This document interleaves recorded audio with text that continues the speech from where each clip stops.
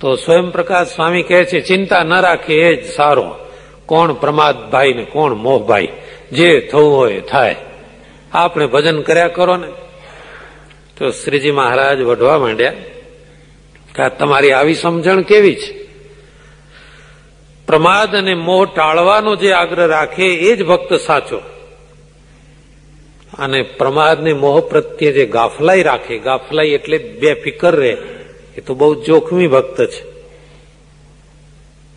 જેમ કોઈ સાવધાન થઈને પોતાનો પતિવ્રતાનો ધર્મ સાચવે એ ઉત્તમ છે, પણ જે અસાવધાન રહે એ કઈ રીતે ઉત્તમ કહેવાય? અહીંયા આગળ આ બે શબ્દના થોડો અર્થ સમજી લો. પ્રમાદ કોને કહેવાય? અનેક અર્થ થાય છે, હમણાં કરશું, શું ઉતાવળ છે, એ પ્રમાદી કહેવાય. પણ આધ્યાત્મિક પરિભાષામાં જીવને હિતકારી કઈ કઈ વસ્તુ છે એ ન સમજાય અને પોતાના જીવનું જે અહિત થાય એવા કાર્યો કરે એ પ્રમાદી.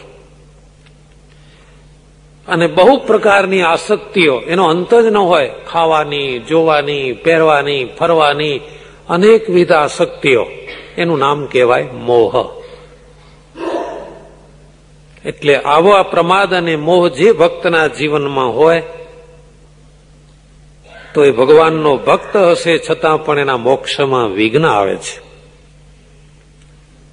જેમ કોઈ ભાંગ પીવે કે મદિરા પીવે તો ભગવાનનો ભક્ત હોય છતાં એને કેફ તો ચડે છે. એમ ભાંગ જેવા આ પ્રમાદ અને મોહ એ જેમ વિમુખને નડે છે એમ ભગવાનના ભક્તને પણ નડે છે. માટે ગાફલાઈ રાખે તો એ ભક્ત હોય છતાં પણ સારો ન કહેવાય. શ્રીજી મહારાજે બીજો પ્રશ્ન પૂછ્યો, સ્થૂળ શરીર કેટલા તત્વનું અને સૂક્ષ્મ શરીર કેટલા તત્વનું? સ્વયંપ્રકાશાનંદ સ્વામી ઉત્તર કરવા માંડ્યા પણ થયો નહીં. એટલે શ્રીજી મહારાજ કહે છે સ્થૂળ શરીર 5 તત્વનું અને સૂક્ષ્મ શરીર 19 તત્વનું છે. પણ સ્થૂળ અને સૂક્ષ્મ એ બે અણુમાં જોડાયેલા છે, જુદા પાડી શકાતા નથી. એટલે તો સૂક્ષ્મ શરીરની અસર સ્થૂળ શરીરમાં આવે છે.